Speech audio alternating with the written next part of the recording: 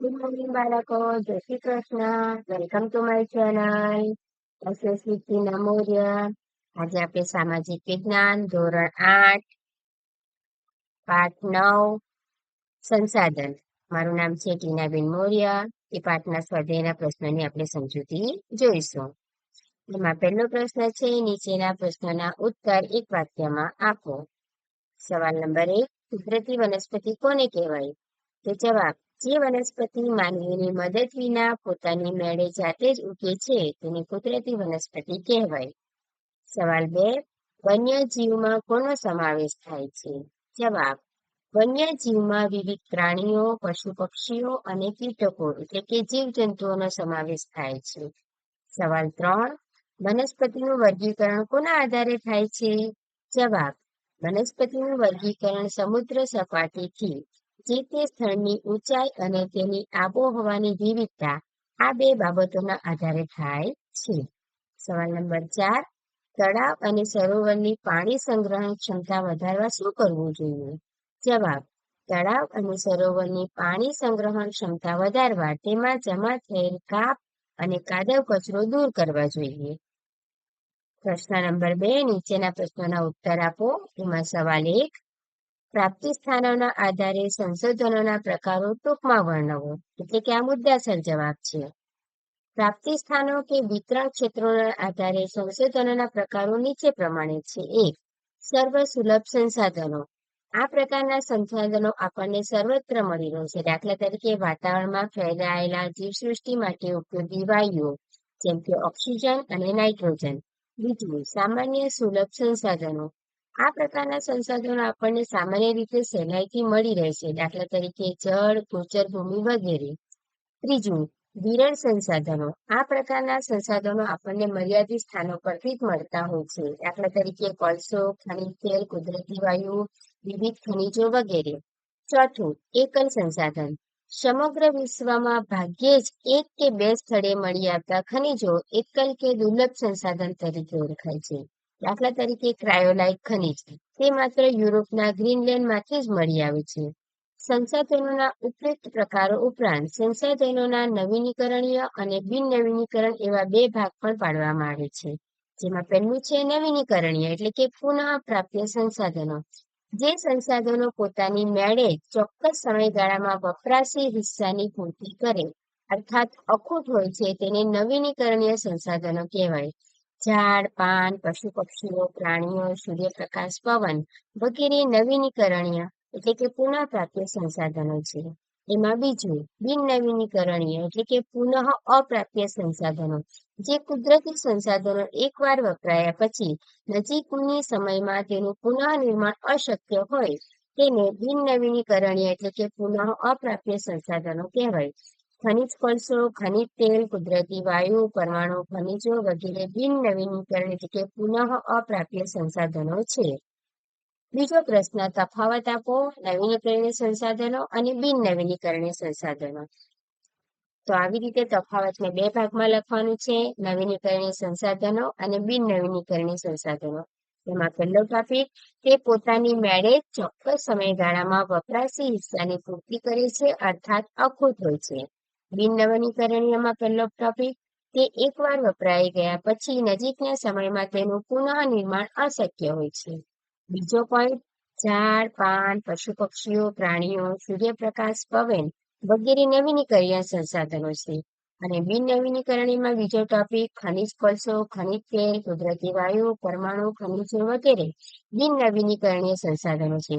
તફાવતમાં most of આપણે બે topic લખતા હોય છે, એક તો એની સમજૂતી અને એક એનું ઉદાહરણ.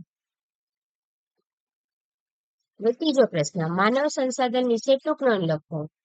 માનવે જગતમાં સંસ્કૃતિનું નિર્માણ કર્યું છે, તેથી માનવી પોતે જ એક શક્તિશાળી સંસાધન છે. તે પોતાના જ્ઞાન અને કૌશલ વડે કુદરતના વિવિધ તત્વોને સંસાધનોના સ્વરૂપે વાપરે છે. આમ માનવી સંસાધનોનો બનાવનાર અને વાપરનાર બંને છે. આ પ્રક્રિયામાં માનવ પોતાની બૌદ્ધિક ક્ષમતા પ્રમાણે કુદરતમાંથી મળતા તત્વોમાંથી ઉત્તમ તત્વો પોતે પસંદ કરે છે. માનવી કુદરતી સંપત્તિનો મહત્તમ ઉપયોગ ત્યારે જ કરી શકે છે જ્યારે તેની પાસે તે માટેની આવશ્યક કૌશલ, આવડત, જાણકારી કે ટેકનોલોજી હોય. શિક્ષણ અને આરોગ્ય સેવાઓ માનવીને એક વિશેષ પ્રકારનું સંસાધન બનાવે છે. માનવીની સંસાધન બનાવવાની એ પ્રક્રિયાને માનવ સંસાધન વિકાસ કહેવામાં આવે છે. ચોથો સવાલ, જળ તંગી માટે જવાબદાર મુખ્ય પરિબળો કયા કયા છે? જવાબ, ભારતમાં પાણી પુરવઠાનો મુખ્ય આધાર વરસાદ પર છે, જે ઘણા વિસ્તારોમાં અનિયમિત અને અનિશ્ચિત છે. તેને કારણે મુખ્યત્વે ઓછા વરસાદવાળા વિસ્તારોમાં વારંવાર પાણીની જે તંગી સર્જાય છે. બીજું, ભારતમાં છેલ્લા 5 દાયકામાં સ્ફોટક વસ્તી વધારો થયો છે. નિરંતર વધતી જતી વસ્તી માટે અનાજ અને રોકડિયા પાકોનું વધતું જતું વાવેતર, વધતું જતું શહેરીકરણ, આધુનિક જીવનશૈલી, નવીનીકરણ, જંગલોનો વિનાશ વગેરે પરિબળોને પરિણામે ભારતમાં જળતંગી એટલે કે પાણીની અછત નિરંતર વધતી જાય છે. હવે પ્રશ્ન 2 માં 5મો સવાલ, પરિસર તંત્ર કોને કહેવાય? સવિસ્તાર સમજાવો. જીવાવરણમાં માનવો, વનસ્પતિઓ, પ્રાણીઓ, જીવજંતુઓ વગેરે સજીવોનો સમાવેશ થાય છે. તેમાં એક સજીવ બીજા સજીવ સાથે જોડાઈને પોતાનું અસ્તિત્વ ટકાવી રાખે છે, જેને પરિસર તંત્ર તરીકે ઓળખવામાં આવે છે. વનસ્પતિ આપણને અનેકવિધ જરૂરિયાતો પૂરી પાડે છે. આવાસ, રહેઠાણ અને ખોરાક પૂરા પાડે છે. વનસ્પતિ વાતાવરણમાં ઓક્સિજન અને કાર્બન ડાયોક્સાઇડનું સંતુલન જાળવે છે. વનસ્પતિ જંગલો, ઇમારતી અને બળતણનું લાકડું, ઔષધિ તેમજ કાગળ અને દિવાસળી જેવા ઉદ્યોગો માટે કાચો માલ આપે છે. તે કેટલાક ગૃહ ઉદ્યોગો માટે વાંસ જેવી સામગ્રી આપે છે. આ ઉપરાંત ગુંદર, લાખ, રાળ, મધ, નેટર, રબર, વિવિધ ફળો વગેરે તેની ગૌણ પેદાશો છે. હવે જંગલો પવન અને વરસાદથી થતી જમીનનું ધોવાણ અટકાવે છે. જંગલો જમીનમાં ભેજ સંગ્રહી રાખે છે અને ભૂગર્ભ જળને જાળવી રાખે છે. નદીઓમાં આવતા પૂરને નિયંત્રિત કરવા માટે જંગલો ખૂબ ઉપયોગી છે. વન્યજીવોમાં વિવિધ પ્રાણીઓ, પશુ પક્ષીઓ અને કીટકોનો સમાવેશ થાય છે. તે આપણને માંસ, ચામડા, રૂંવાટીવાળા ખાલ, ઊન વગેરે આપે છે. મધમાખી એક કીટક છે. તે ફૂલોના પરાગનયનમાં મહત્વની ભૂમિકા ભજવે છે.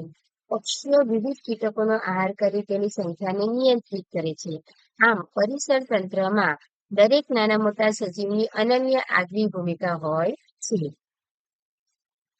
છઠ્ઠો સવાલ, જંગલો આપણને ખૂબ ઉપયોગી છે, વિધાન સમજાવો. બરાબર, કારણોમાં આવે, ભૌગોલિક કારણોમાં. તો તેમાં પહેલું, જંગલો વાતાવરણમાં ઓક્સિજન અને કાર્બન ડાયોક્સાઇડનું સંતુલન જાળવે છે. બીજું, જંગલોમાંથી મજબૂત અને ટકાઉ ઇમારતી લાકડા મળે છે. ત્રીજું, જંગલોના કેટલાક વૃક્ષોનું લાકડું બળતણ તરીકે વપરાય છે. ચોથું, જંગલો કેટલીક ઔષધિઓ તેમજ કાગળ, દિવાસળી જેવા ઉદ્યોગો માટે કાચો માલ આપે છે.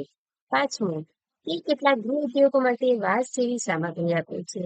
છઠ્ઠું, જંગલોમાંથી ગુંદર, લાખ, રાળ, મધ, નેટર, રબર, ફળો જેવી પેદાશો મળે છે. સાતમું, જંગલો વરસાદ લાવવામાં મદદરૂપ થાય છે. આઠમું, તે આબોહવાને વિષમથી અટકાવે છે. નવમું, તે પવન અને વરસાદથી થતી જમીનનું ધોવાણ અટકાવે છે. 10, તે જમીનમાં ભેજ સંગ્રહે છે અને ભૂગર્ભ જળની સપાટીને જાળવી રાખે છે. 11મું, નદીઓમાં આવતા પૂરને નિયંત્રિત કરવા માટે જંગલો ખૂબ ઉપયોગી છે. 12મું, જંગલો પ્રદૂષણમાં ઘટાડો કરે છે. 13, તે વન્યજીવ સૃષ્ટિને કુદરતી રહેઠાણ અને ખોરાક પૂરા પાડે છે. આમ જંગલો આપણને ખૂબ જ ઉપયોગી છે. આ વિધાનમાં 13 પોઈન્ટ લખવાના હોય છે. પ્રશ્ન નંબર 7, સંસાધનોના સંરક્ષણના ઉપાયો જણાવો. તો સંરક્ષણના ઉપાયો નીચે પ્રમાણે છે. નંબર 1, જમીનના ધોવાણથી તેની ફળદ્રુપતામાં ઘટાડો થાય છે, તેથી જમીનનું ધોવાણ અટકાવવું. ખેતરમાં રાસાયણિક ખાતરનો ઉપયોગ લાંબા ગાળે જમીનની ગુણવત્તા ઘટાડે છે, તેથી તેનો વિવેકપૂર્વક ઉપયોગ કરવો. શક્ય હોય તો જમીનના પોષણ માટે છાણિયા ખાતરનો ઉપયોગ કરવો. નંબર 3, ખેતરમાં અતિશય સિંચાઈ કરવાથી જમીનની ઉત્પાદન શક્તિમાં ઘટાડો થાય છે, તેથી ટપક સિંચાઈ પદ્ધતિનો ઉપયોગ ઘટાડવો. 4, પાકમાં જંતુનાશકોનો ઉપયોગ કરવાથી જમીન અને જળ સ્ત્રોતો પ્રદૂષિત થાય છે, તેથી તેને બદલે જૈવ જંતુનાશકોના ઉપયોગને ઉત્તેજન આપવું. નંબર 5, વન્યજીવો પરિસર તંત્રની સંતુલન માટે મહત્વના છે, તેથી તેમનો શિકાર રોકવા માટે કડક કાયદા બનાવવા જોઈએ. છઠ્ઠો ટોપિક, જંગલ વિસ્તારોમાં પશુચરણ અને વૃક્ષ છેદનની પ્રવૃત્તિઓ અટકાવવા ખાસ પગલાં ભરવા જોઈએ. 7મો ટોપિક, ચોમાસામાં વહી જતા પાણીનો સંગ્રહ કરી તેનો ઉનાળાની ઋતુમાં ઉપયોગ કરવાથી પાણીની અછત નિવારી શકાય છે. 8મો ટોપિક, તળાવો કે સરોવરોમાં જમા થયેલ કાપ, કાદવ, કચરો દૂર કરી તેમને ઊંડા કરવાથી પાણીનો સંગ્રહ વધારી શકાય છે. 9મો ટોપિક, વરસાદી પાણી રોકવા માટે ચેકડેમો બનાવી ખેતી માટે પાણીની સમસ્યા હલ કરી શકાય છે. 10મો ટોપિક, ઉપયોગમાં લેવાયેલા પાણીનો શક્ય હોય તો પુનઃ ઉપયોગ થાય તેવા પ્રયત્નો કરવા જોઈએ.